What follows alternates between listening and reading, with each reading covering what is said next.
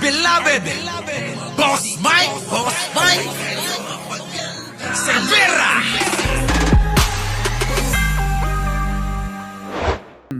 Gobyerno ng Crisis Management Committee dahil sa epekto na nagpapatuloy na gera sa Middle East. Nanindigan naman ang palasyo na wala tayong krisis sa supply ng langis. Yan po ang Express Report ni Maricel Halidi.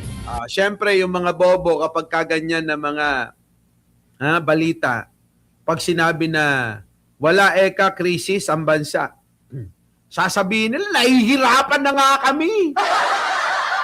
Yun na yun, literal nilang ikakatwiran nyo. Ganong kabobo kasi itong mga DDS, hindi muna unawain yung sinasabi bago magbigay ng reaksyon mga kababayan ko.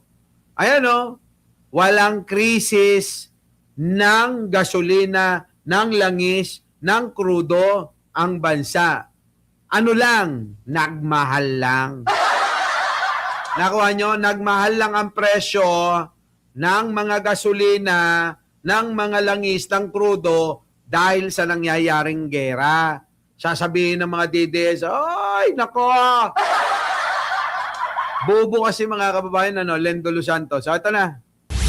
Kahit walang patid ang paglobo ng presyo ng petrolyo, iginiit ng Malacanang, walang krisis sa langis ang Pilipinas. Ayan maliwanag Editas Updin, makinig kayo. Sabi ni Palace Press Officer Claire Castro, hindi oil crisis ang nararanasan ng bansa dahil hindi naman tayo kinakapos sa supply. Ang tawag daw doon, price disruption. Sabi po kasi ni Secretary Sharon, may dalawang klase po ng krisis.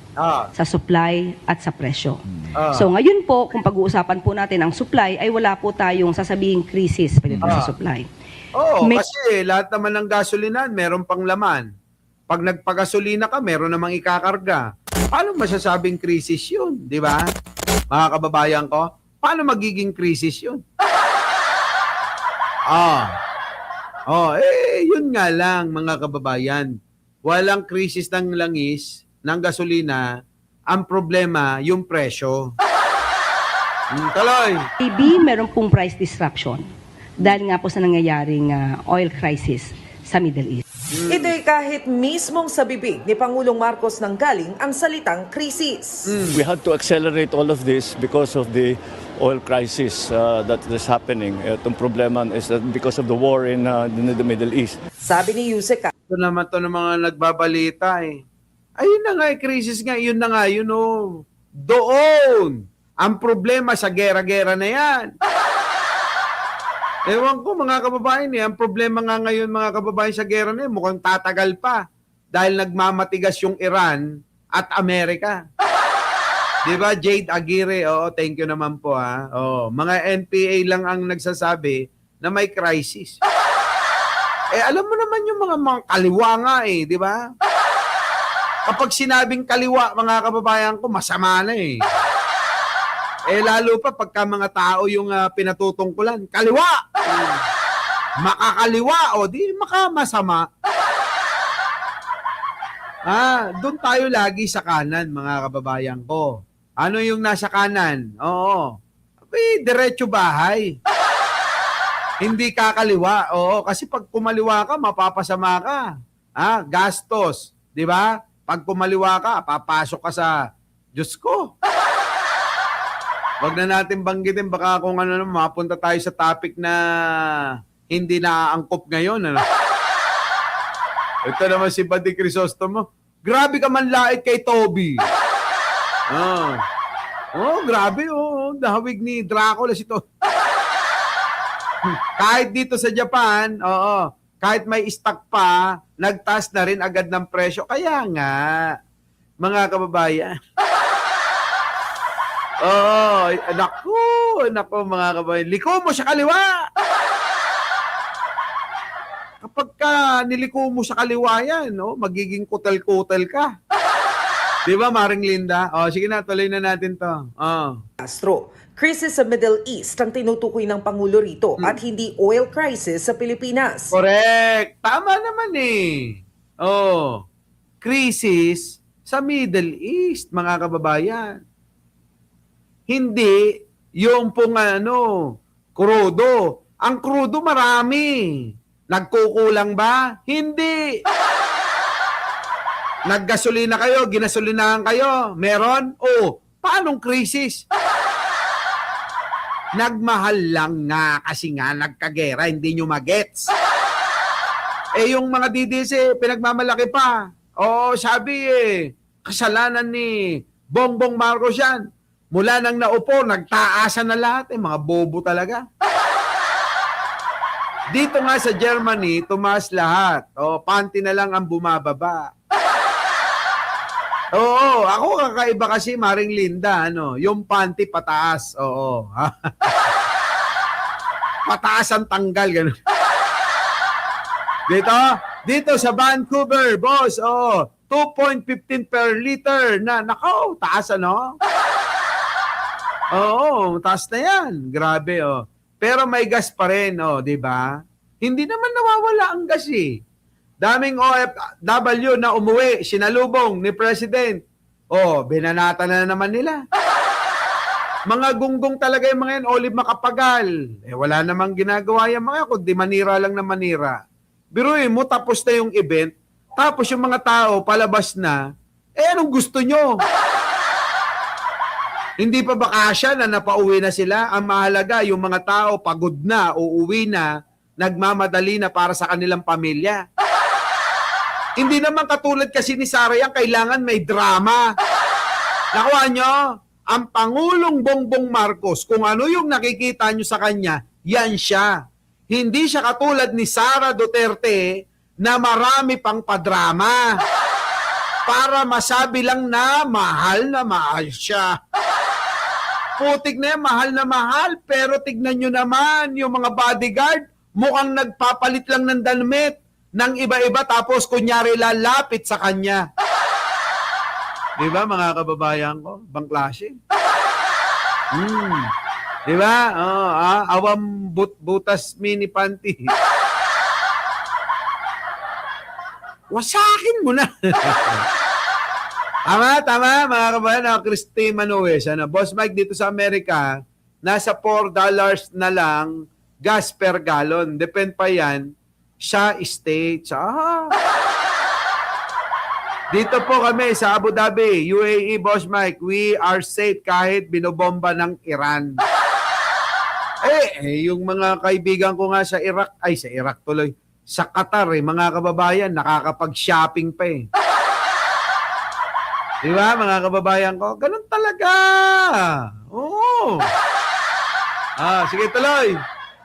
Pero kahit pa iginigiit ng palasyo na walang krisis, bumubuo na rin sila ng Crisis Management Committee. Of course, kapag po binigyan natin ng sinabi po natin Crisis Committee, ito po ay tututok.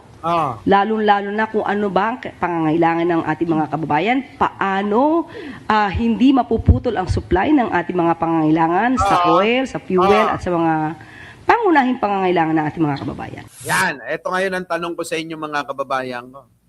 May tanong ako sa inyo. Naisip nyo ba kung sakali na naagaw ng mga Duterte yung pamumuno ng bansa natin? Sipin yung maigi, Lucy Rivera. Naisip nyo ba kung sakali na naagaw ng mga Duterte, naagaw ni Sarang Baliw, ang pamumuno ng bansa, tignan nyo naman, 2 buwan pa nga lang si Pangulo, sabi ko sa inyo, gusto na nilang agawin. 2 buwan pa lang yun, Ngayon, kung naagaw nila ang pwesto at ang nakaupo ay isang baliw, nakatulad ni Sara Duterte, putik na yun, mga kababayan ko. Kita nyo naman, ngayon, kinukumpara pa siya kay Lenny, Kung sakali mga kababayan, siya yung naging presidente sa kasalukuyan ngayon ng krisis, asan tayo? Mga kababayan, pagka ganon ang nangyari, kawawa ang Pilipinas, kawawa kayo. Ako mga kababayan, safe ako mga kababayan ko, safe ako. Kaya kong makasurvive ng 10 taon na krisis. Tayong mga kababayan natin kawawa kung katulad ko lang siguro, baka sabihin ko, okay lang yan eh. Yan, oh. Dilubog tayo sa hirap. Sila lang makikinabang. O, di ba? Baka nga mismo mga kababayan eh. Ha? Lucy Rivera. Porcio. Baka mga kababayan, baka pagpapatayin tayo ng mga yan. Ganon. Di ba? Kaya alam nyo mga kababayan ko, maswerte pa rin tayo dahil si Pangulong Bongbong Marcos ang presidente natin sa sitwasyon ngayon na nangyayari. Oo. Kasi kung si Sara Duterte yan, tandaan nyo mga kababayan, ilulubog tayo. Ano ang alam niyan? Kita nyo, mga kababayan ko, ha? Ikukumpara na lang natin sa tinatawag ng mga DDS na lutang, Leni Robredo. Ikinukumpara ngayon si Leni Robredo, kay Sara Duterte. Putik na yan, mga kababayan ko, kailangan pa ba nating i-memorize yan? Leni Robredo, nung panahon ng pagiging vice-presidente niya, okay, pantay sila. Pareha silang naging vice-presidente. Pero nung vice-presidente, si Leni Robredo, in fairness sa ale, nagtatrabaho kahit na ginigipit ni Duterte. Di ba? Panay ang panggigipit ni Duterte, tandaan nyo to. Kinawawa, pinapahiya ni Duterte lagi si Leni Robredo. Sipin nyo maigi yun. Di ba? Kung ano-ano tinawag. Para sirala si Leni. Tama, mali. Ayan ito ang kaibahan. Si Sara Duterte, ang pagkakaiba nila, si Leni sinisiraan. Ito, si Sara Duterte, siya naninira, baliktad. Naisip nyo yun, mga kababayan ko? Naisip nyo yun? Baliktad ano? Kung nung panahon ni Duterte, yung vice president niya ang sinisiraan, ngayon, panahon ni Pangulong Bongbong, yung vice president naman ang naninira. Ano ang ibig kong sabihin dito, mga kababayan ko? Ano ibig kong sabihin? Ibig sabihin, likas na sa mga Duterte ang ganyang ugali. Pangit talaga. Yan talaga sila. Kita nyo yung tatay niya noon, presidente. Sinisiraan si Leni. Ngayon naman, eto namang si Sara Duterte, sinisiraan si Pangulo. Ditong mga Duterte, ganyan talaga mga ugali itong mga inang-inan to. Kailan nyo ho nakita, nananira, siniraan, binatikos ni Pangulong Bongbong Marcos, si Sara Duterte. Sige nga ho, nagsalita ho ba yun? Matanda, yung mama? Wala, mga kababayan ko. Wala. Kaya mga kababayan, pag-isipan yung maigi itong mga sinasabi ko, Pilipinas, di ba? Bastos ang mag-aamang Duterte. Hindi mag-aama, pamilya. Ganon, pamilya. Never, di ba? Sinungaling ang mga Dutertes. Yan, di ba? Hindi lang sinungaling, mga magnanakaw pa. Ang unahing pangangailangan ng ating mga kababayan. Kita niyo? Kanina, personal na sinalubong ni Pangulong Bongbong Marcos ang higit 340 Filipino workers mula sa Saudi Arabia. Kita niyo mga kababayan ko, ayan sinalubong ni Pangulong Bongbong Marcos, ito hong mga kababayan nating OFW na napauwi, dahil sa programa ng gobyerno, galing ng Saudi Arabia. Kuwait, Bahrain at Qatar na nakabalik na sa Pilipinas kaninang umaga sa kayang ika-4 na chartered flight na gamit sa repatriation. Kita nyo mga kababayan, natural na natural, walang drama. Walang drama mga kababayan ko. Siyempre, alam nyo naman yung mga DDS, ipapakita lang yung ikakatuwa ng mga supporter nila. Siyempre, ipapakita ng mga DDS na mga uto-uto, mga mangmang, mga bobot tanga, sa mga followers nilang kagaya nila, yung pong gusto lang nila. Uulitin ko mga kababayan ko, ang Pangulong Bongbong Marcos, Hindi kailangan ng drama-drama. Hindi katulad ng mga Duterte, kailangan pag nagsalita, meron munang mga background music na malungkot para maiyak-iyak sila. Tama, mali, mga kababayan ko. Ang Pangulo hindi natural ba't kailangan pa natin yan? M. Jollyland. Wala. Wala na, mga kababayan, hindi siya ganun. Kabilang dito si Alicia na sinalubong ng yakap ng kanyang pamilya mula Pampanga. Nung nandun po ako sa Qatar, yun nga po, nung may nagaganap na pagsabog po doon, may times po na nawawalan na pong pag-asa, baka hindi na po kami makauwi. Si Merlin naman, tila nabunutan ng tinik nang makaalis sa Kuwait. Kung di po ako makatulog po talaga dahil po pag matulog po ako, ang lakas po ng pasabog. Talaga totoo po yan. Kaya po sinabi ko sa amo ko na uwi na lang ako. Sa taya ng Department of Migrant Workers, Kita nyo, mga kababayan, ba yung hindi pinansin ng Pangulo? Mga kababayan, kasi mga kababayan, itong mga DDS, ganun talaga. Sabi na dito ni Robaustin. Boss Mike, tanda mo ba yung sinabi ni PRRD sa mga driver noong panahon niya? Wala siyang pakialam sa kanila. Di ba? Ngayon, mga kababayan ko, ang Pangulo, eto, nagtatrabaho. Eto kasi, mga kababayan, natural na natural. Hindi hinahaluan ng drama. Hindi katulad ni Sara. Isang puno lang yung gagawing momola niya, itatanim niya, kailangan maraming litrato bawat mga anggulo. Yan, mga kababayan ko, ang kaibahan, Bang klase talaga. Iba talaga. Tuloy. sa 1,200 pa ang kailangang i-repatriate mula sa Middle East. Pero habang hindi pa nakakauwi, may paalala sila sa Pinoy workers. We wish to further remind and ask the OFWs to abide by host country safety protocols. At ito nga, isaalang-alang yung air restrictions. Nagbabalita Ayan, mga kababayan ko So, isaalang-alang daw ang air restriction.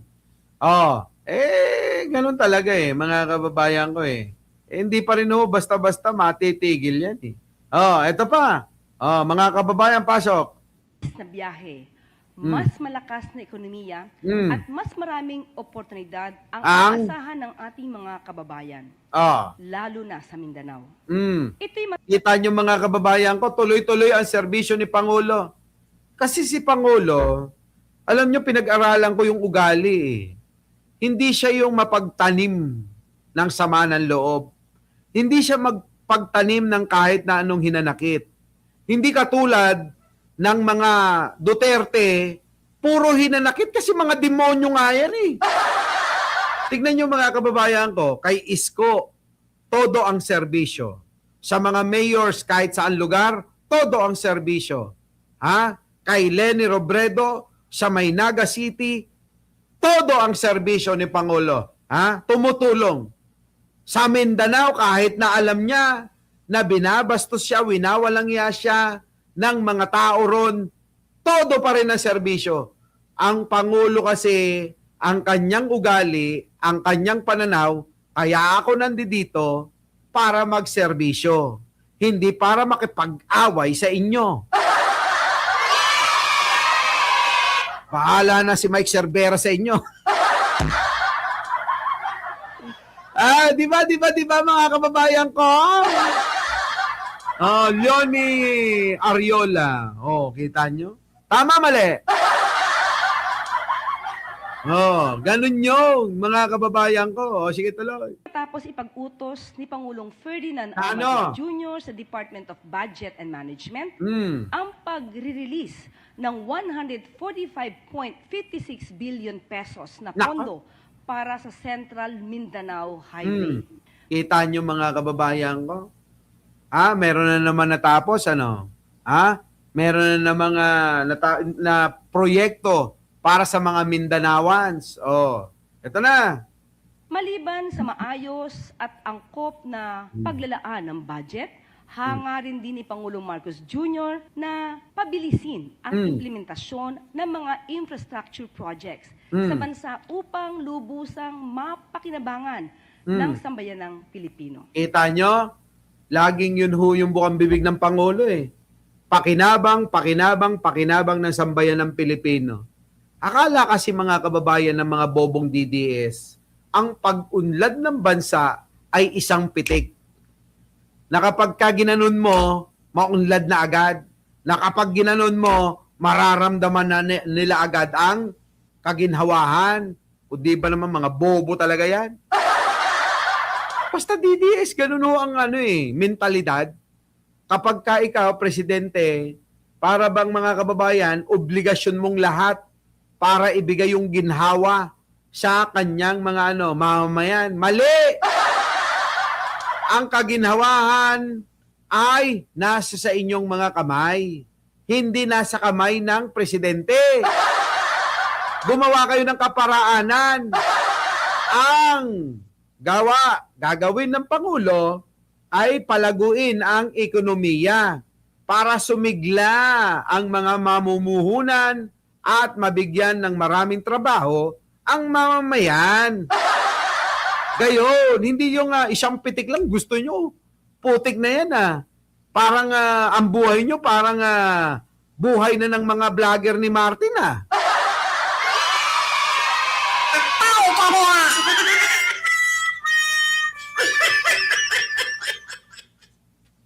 Tama, mga kababayan ko? Gusto yata nila Maring Linda, Ana Setosa, Olive Macapagal, Legazpi, Pilipinas, Maring Linda uli. Edmond Sumalde. Ang gusto yata ng mga DDS, sa isang pitik lang ni Pangulong Ganere, ang buhay nila, parang buhay na ng mga vlogger ni Romualdez. Iba yun. Ano ba kayo? Iba yun. Iba yung mga vlogger na yun. Tuloy. Di ba? Lalo na yung mataba. Diyos ko po, yung taba nun, mga kababayan, sabi ko sa inyo, nakatakin hanggang tuhod. Ito na. Sa paglalabas ng Forward Obligation Authority, tinitiyak ng pamahalaan na walang hatid ang financing para sa nasabing proyekto upang mula sa fiscal year 2026 hanggang 2034. Nako. Ayon kay Budget and Management Secretary Rolando Toledo, malinaw ang direktiba ni Pangulong Marcos Jr. Pabilisin ang infrastructure development sa bansa at siguruhing walang maaantalang proyekto dahil sa kakulangan ng budget. Ang Central Mindanao High Standard Highway Project ay iminumukahing ponduhan sa pamamagitan ng loan mula sa JICA at Asian Development Bank, kasama ang counterpart funding ng pamahalaan ng Pilipinas. Di ba? So ang dami hong mga ginagawa ang gobyerno para sabihin ng mga DDS, wala. Sabi, wala ginagawa, tamad daw yan. Bangag, ganyan. Pag tinignan mo naman yung mukha ni Guangson, daig pa niya tumira ng katol. Sabi ni Legazpi, Mike, para din natin mami si BBBM, si PBBM, extend dapat, siya sa pwesto. Manawagan tayong kababayan, siya, di ba? Isang kondisyon. May isang kondisyon ako dyan, Legazpi. Pwede talaga i-extend. Pero dapat makulong muna si Martin Romualdez tsaka si Saldico.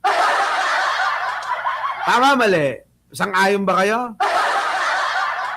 Sana makulong yung mga problema ni Pangulo para hindi maging sagabal sa pag-unlad para sa kanyang mga trabaho. Di ba, minty short, di ba? Pag nakulong si Martin Romualdez, mga kababayan ko, pag yan napanagot, mga kababayan ko, napakalaking ginhawa. Ginhawa ng mga Pilipino yan. Naka po. Inaasahang malaki ang magiging epekto ng nasabing proyekto sa bilis ng biyahe sa pagitan ng Cagayan de Oro at Malay-Balay. Kita nyo, yan, madali na. So, kalsada na naman ho yan. Our beloved Boss Mike